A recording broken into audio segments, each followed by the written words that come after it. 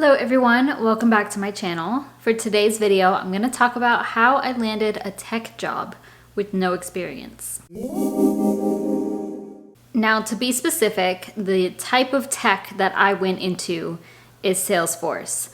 Now, I'm not going to pretend to know everything about the tech industry. I honestly am very low in knowledge in that area, but obviously I have been learning a lot more, and this is a huge switch for me because I came from a science background. So I am still part of STEM, but I was the S and now I am the T.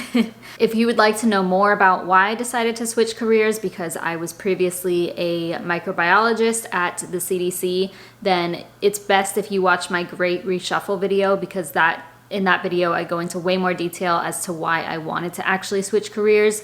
I did have a decent career before. I went to school, for science and microbiology, so it made a lot of sense. But yeah, that video, I explain a lot more why I decided to switch. But let me just start by saying that I think there are quite a few areas in the tech industry that you probably do not need degrees for. I will say that it's probably helpful to have a degree, because that's going to be the situation for anything. People like to see that you can finish things or that you have discipline and experience, blah, blah, blah. For some tech jobs, you do not need a degree, and that is continuing to grow. I think we're moving in a direction where school is not as important as it used to be, and I kind of hope that's the situation, because, had I known years ago about Salesforce, I think my journey would have looked a lot different. So this will be primarily focused on Salesforce, because that is what I know, that is what I do now. And so that's the easiest. This is how I got into the Salesforce industry, really, at the end of the day. And if you're watching this, you probably already know what Salesforce is, but if you don't know, it is a customer relationship management platform, or a CRM. My job specifically, my title is a Salesforce analyst, but that's just the way my company works. So I am like the lowest employee, meaning I have the least amount of experience, and like my title has the lowest amount of experience, but I, at the end of the day, am a Salesforce consultant. And as a Salesforce consultant, this means that I am building within Salesforce for a variety of clients, but also on client calls. So I don't really need to lead client calls at this point, because I'm very new. Maybe that will come up in the next few months or so. But more so, I have spoken during client calls, or I have emailed with clients. They start to recognize who you are because you participate in these weekly meetings, or whatever the case may be. But whatever requirements they need, my team lead, she, delegates it to my team as necessary, and then I build within Salesforce or test whatever my assignment is. I chose to focus on Salesforce because it was an industry where I could learn everything for free. So they have a whole trailhead. I can link that website down below, and you literally can go to it if you wanted to today, set up an account, and start learning right this second. So I didn't have to go back to college. I didn't have to pay any sort of courses, etc. So that is one major reason why I decided to go with Salesforce. The other thing is that it was more interesting than other tech things. So I'm not into coding. Granted, there is some coding that gets involved with Salesforce, but it's definitely not necessary, and you'll learn it as you go. I'm not into like cybersecurity, or, as I said, I really don't know too much about the tech industry, but I just knew that Salesforce was there because I kept hearing about it, which I'll talk about in a moment. But that to me seemed more appealing than any other option. So yes, let me back it up a little. And I may have spoken about this a bit in my Great Reshuffle video, but I will just repeat that here, that I found out about Salesforce through a podcast. And Salesforce has been around for a long time. And I first heard of it, I think I've heard of it before, because, like, for example, my boyfriend uses Salesforce as an end user at his job, and I'm pretty sure like he did in the past as well. But I first started gaining more interest in it when I heard it on the Choose FI podcast. And I will link that first podcast that I heard down below. It featured a woman named Anita, and she spoke about how she joined this program and was able to land a role within a few months, making over 6 figures. So I got curious, I was intrigued, and I eventually signed up for this free 5-day program. The first time around, I didn't participate whatsoever and then put it off for a couple of months and then revisited it in March 2021. I went through the 5-day program and ultimately decided to enroll in this program, which is called the TalentStacker Career Development Program, which I'm gonna make a whole separate review on, but I can link the link to that down below if you're interested and are super serious about signing up. I would greatly appreciate if you use my link because it is an affiliate link. Her podcast gave me a lot of hope. The program gave me a lot of hope. I realized that I didn't have to go back to college, which is what I wanted. I realized there was a lot of growth potential as a person, as a professional, with my income in the Salesforce industry, and the bulk of the jobs are remote. So these checked all of my check boxes, and I knew that I wanted to pursue this further. As I said, I will make a whole review and what the in and outs are of the TalentStacker program. But the first thing to note is that now it is widely recognized across recruiters, companies, people just in general. And at the time when I was first applying, that was definitely not the case. It was growing and more people started hearing about it, but now it is widely known.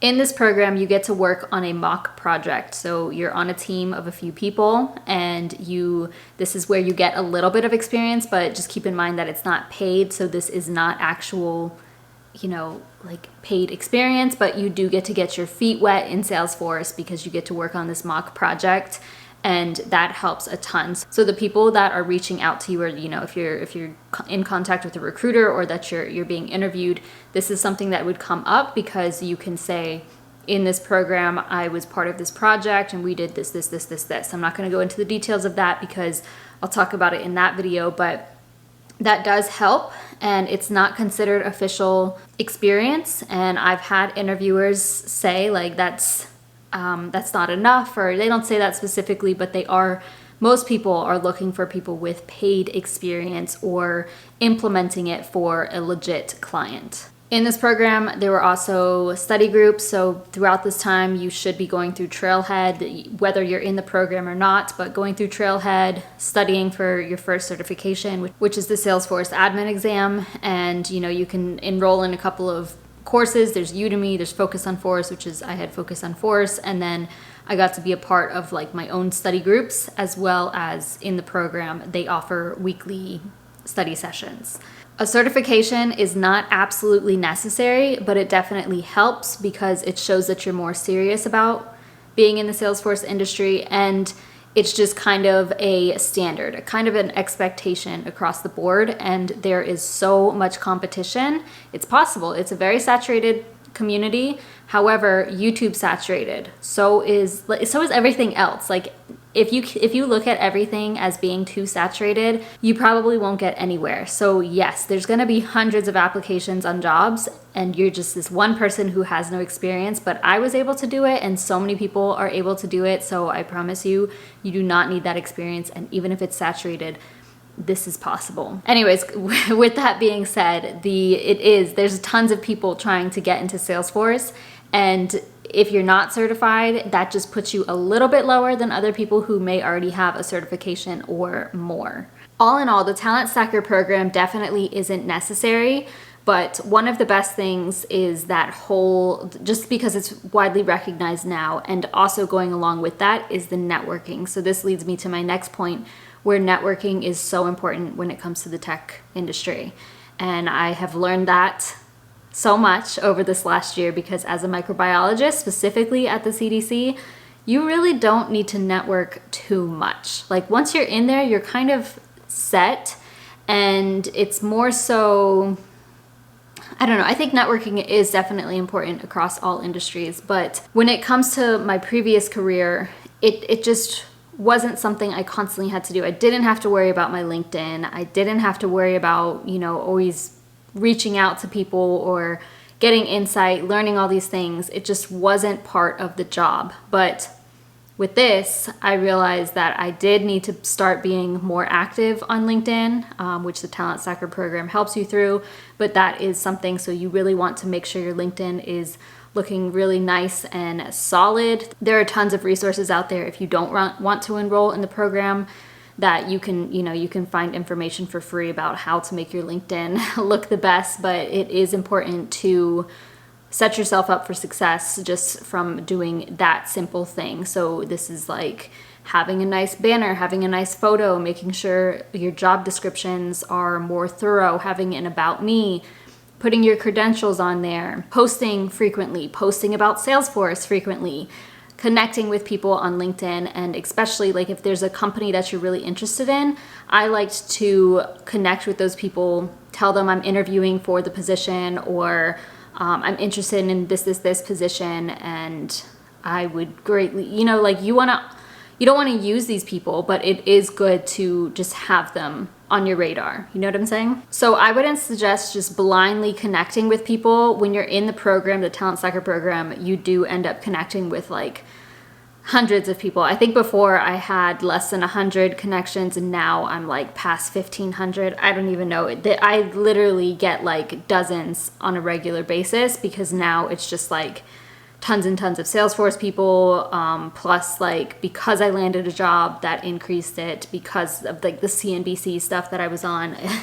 More people found me, but as you keep going, the more people you connect with, the more times you will show up on other people's feed, and naturally more and more people will start connecting with you. But feel free to connect with people, but it is best to go for the individuals who have a higher impact in your career. So maybe these are directors or managers, CEOs, people who have experience with landing careers, or maybe even people that you relate to. Like, for example, I like to connect with people that were in the science industry and trying to get into Salesforce, because they understand like why we're doing that, or even just like any industry and switching to the tech it's a pretty major change. So it is nice to have that relationship. Now this part I think is really important, and I think this is what really pushed me to finally get the job, because I took a little bit longer than some other people. It took me about a year to land a Salesforce role. I did have some time where I gave up on that. I obviously had a lot of health issues if you've been following my journey, but once I started doing this, I started getting more excited. I was way more driven, and this is when I started seeing results. So because it's pretty difficult to gain experience in Salesforce, especially paid experience, because if you go and search for a job, they're gonna be looking for somebody with experience. That's just the way it is. And if you are trying to volunteer for a company, it's not always the best to do that, because you may get into this, into their Salesforce instance and mess things up. And then you're just gonna leave the volunteer project and kind of just leave people behind. Sometimes that happens, or it may be too much, because oftentimes the places where you can volunteer, they are pretty developed in their Salesforce and they don't have the right resources or people to train you properly, and then you're gonna end up breaking things or doing things wrong in their Salesforce instance. So I did have that mock project, which opened up a lot of, I was able to create a lot of talking points in my interviews because of that, which I'll get to the interviews in just a moment. But the other big thing was implementing Salesforce on my own for my personal stuff, and this can be done in multiple ways. So what I did, and what tons of people do, is create a job tracker app in Salesforce. And I can put some screenshots up. And what this does basically is it shows that I am taking things into my own hands and building something that I could use on a regular basis. So I was keeping track of the jobs that I was applying to. I was, organizing it by the industry, by the pay, entry level, at associate level, etc. Obviously, those were being treated as opportunities, so I could track the stage that I was in. I created a custom path or like stage layout. So it was like, I applied, I am speaking with the recruiter, interview 1, interview 2, etc. And then close 1 would be like the company I actually got with, or close loss if I got a rejection. So actually getting into Salesforce and moving things around, breaking things even, building dashboards, building reports, doing things yourself shows you what Salesforce is like and gets you a little bit more comfortable with the platform itself. And then it also shows to recruiters and to people, the hiring managers and such, that you are more serious about this. And there's other things you can do as well. So something else I started doing was, I have my financial clients. So I started tracking my clients in the financial services app. I know that there have been people who have solved issues for other companies, like just pretending to. Maybe even if you have a friend who has a business and they could use Salesforce, you could just, obviously they don't need to pay for Salesforce. You can just create your free dev org. This is something that's available to everybody. And you can just start playing around. Like if you know somebody who has a business, ask them what their problems are. Like how could we help solve a problem? Because that's the big thing with Salesforce is solving problems, and that's a lot of what the interview is based around. If you can find a solution in Salesforce for business or for yourself, that is great to present to interviewers, even if you don't have actual paid experience. Going along with that, I also created a portfolio. This was so much fun. I can link to the trailhead for how you do this, but this allowed me to display what I was working on, also to show a little bit more about me, and it was kind of like LinkedIn, but stepped up a notch and specific to Salesforce. That's something you could do. It's definitely not necessary, but I found it a great resource to just like put into my, put it on my LinkedIn and then send it to people as I wanted to. Also, I kept on learning, so I continued to go through Trailhead. I eventually made it to Ranger ranking, and just like continuing to learn and continuing to show that on LinkedIn. So then the more people I connect with, the more times they see me post. That's good. There were a few times that I was reached out to because I posted something on LinkedIn. So I've had the owner of a company reach out to me because of something I posted on LinkedIn. I got an interview. I didn't get that job, but that's an opportunity right there. And kind of to wrap that part all up, like the whole LinkedIn, networking, all that stuff, the job that I'm at now, I never applied to. So the recruiter reached out to me, messaged me, set up a time, and that's how I began the interview process. I never applied.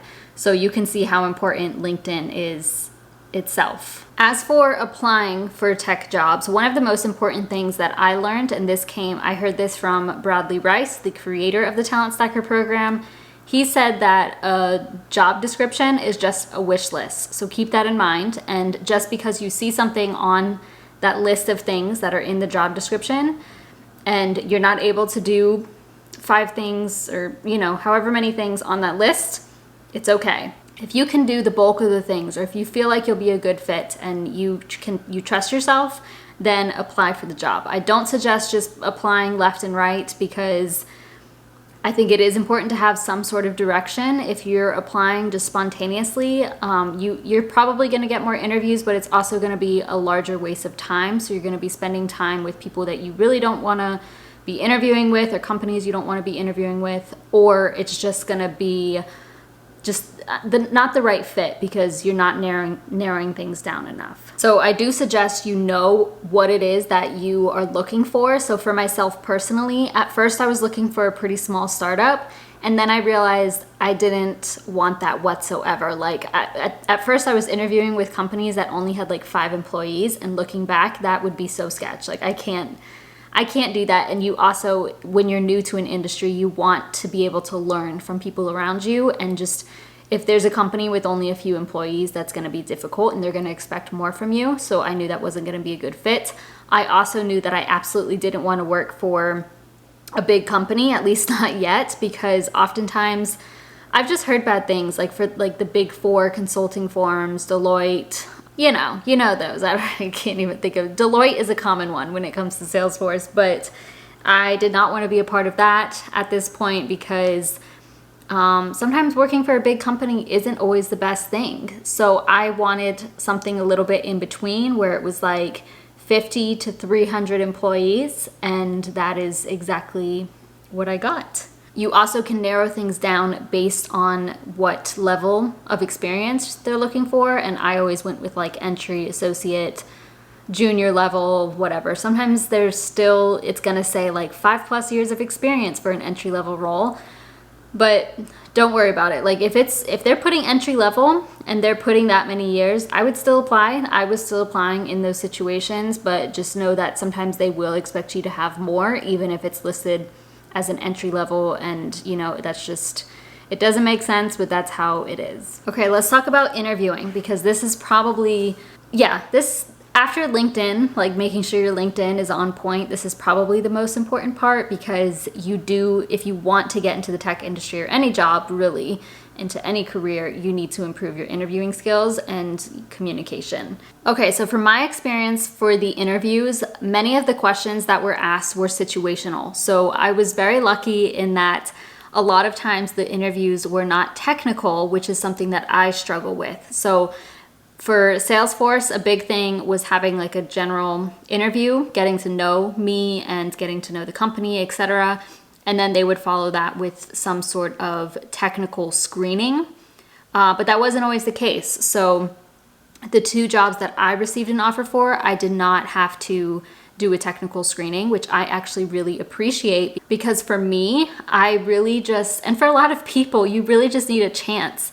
And sometimes those technical screenings can be pretty tough, or they're looking for something specific in someone that you just can't meet.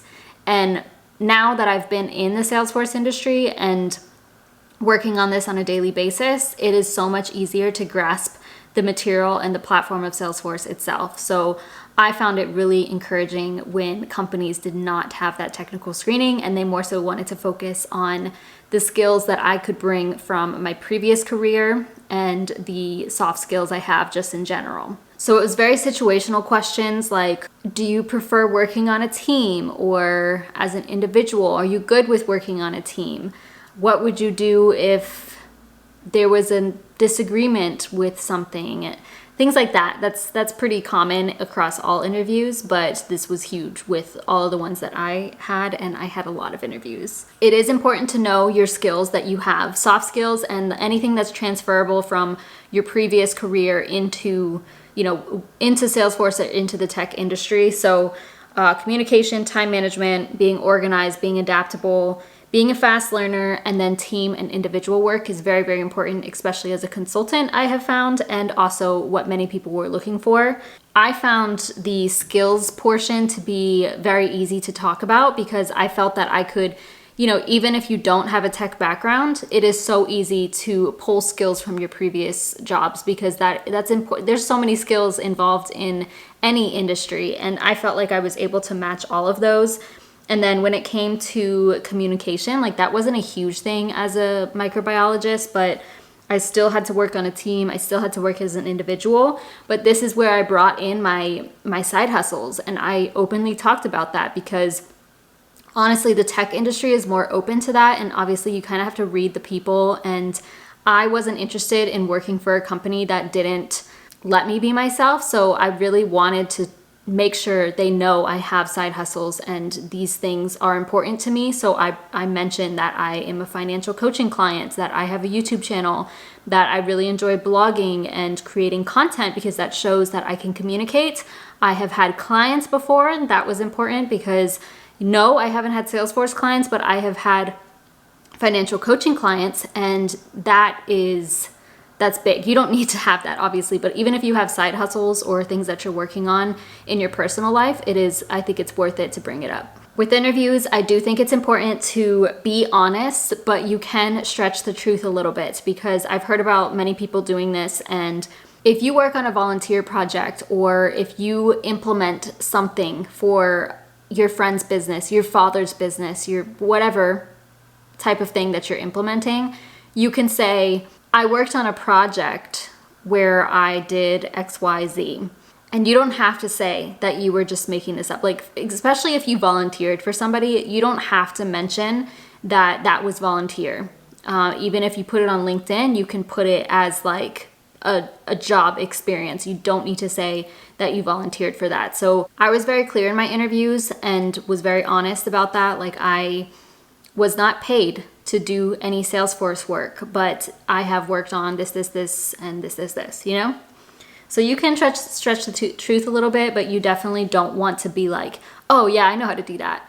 So if they ask you a technical question, be honest and, think about it, see if you can answer it. But if you can't, say something along the lines of, I'm not 100% sure on how to solve that, but I'm going to look into that right after this, and I can get back to you. So, when you finish an interview, you typically follow up with an interview a day or two later or the same day, just depends, and you can answer that question. So just be sure to jot down whatever it is that you weren't able to answer. And always be yourself going along with that. I found that I really wanted to go into this career making sure that people knew, like, I have side hustles. I didn't want to hide anymore. Like, that's what I was doing at my old job. Nobody knew about it except for like a couple of people. And I did that intentionally because I was just so afraid of people finding. But this time I wanted people to know who I am as a person. They can go and watch me if they want to. And obviously I'm not going to say all that, but like, this is who I am. This is what I enjoy, etc. So just definitely be yourself. Do really thorough research on companies, especially the ones that you're really interested in. And, I use this notebook that I'm holding now for, like you can see, let me cover the name. This was one company I interviewed with. So typically if I interviewed with a company, I would have a whole page or two filled in this notebook before I spoke with the first person. Even with the recruiter, like, it is important to do some research before talking to the recruiter. I made sure I would write things down about the job itself, like what they were expecting, the vision, the mission, what industries they work with, the appropriate people. If they had podcasts, I did research on that and listened to the podcast, their values, their main focus, etc., etc. Like, I did so much research on all these companies, and yes, it gets exhausting. Yes, it can be frustrating because you do spend a lot of time, but this is key to making sure you ask the right questions and just being able to keep the conversation going and understand what's actually happening. So that brings me to my next point, is to ask a lot of questions, or ask good questions based on your research. From my experience, I learned a lot from this, and my boyfriend had gone through many, many interviews before, so he helps me a lot. And also in the TalentStacker program, there's tons of interview demos that you can watch, or even have a mock interview with like really great people that help you to be the best version in an interview. But I found that questions that really demonstrated interest, or that I showed I did research, were the most impactful. And that's what I started doing closer toward the end, and I ended up with 2 offers basically like the same day. So I know something I had asked was like, I noticed that company works with companies in many industries. So does each consultant work in a specific industry, or does everybody work across? Like, you want to show interest in the company and show that you're eager to learn, or how does this work? How does the company work? And usually you want to ask a question that can't really be answered just from looking at their website or from the job posting. Another one was when I spoke with my now manager, I had noticed she had gone from like a very low role, like I'm in now, to senior director. So I was asking, first of all, I did the research on that. I found her, saw what she had gone through and her experience. And so I brought that up. You kind of want to push the attention to them as well. So they want to talk about, people more so want to talk about themselves than they want to talk about you. So I had asked, like, I saw that you went from so-and-so position, and now you have worked your way up to blah, blah, blah position. How has that experience been, and what would you say is the most challenging part of that, or what have you learned, or what advice, or what can I expect, etc. Yeah, so you got to do a lot of research on the company, see if they use any different tools, ask about those tools, like HubSpot or Conga or Pardot, like whatever it is that the company is showing they use. Should I study this? Are there experts in this? Will I have opportunities to learn these things and get to work on projects that I don't have experience, even if I don't have experience in those tools? Whatever, you got to think of things that are relevant. And then finally, you send your follow-up emails. Something my boyfriend did, and this is how he ended up standing out at his job, is sending a video recording with saying thank you. That's not necessary. I did do that for a company. I didn't get that job, but it does show that you're more interested, and they're going to think of you for, most people don't send a video. So I thought that was a great tip from him. but at least always send a follow-up email saying thank you. If there were any questions that you didn't get to ask, you could ask them there, or if there were questions that you weren't able to answer in the interview, answer them in that email, and obviously do your research on how to be, how to send the best, send an email with etiquette if you are not familiar with that.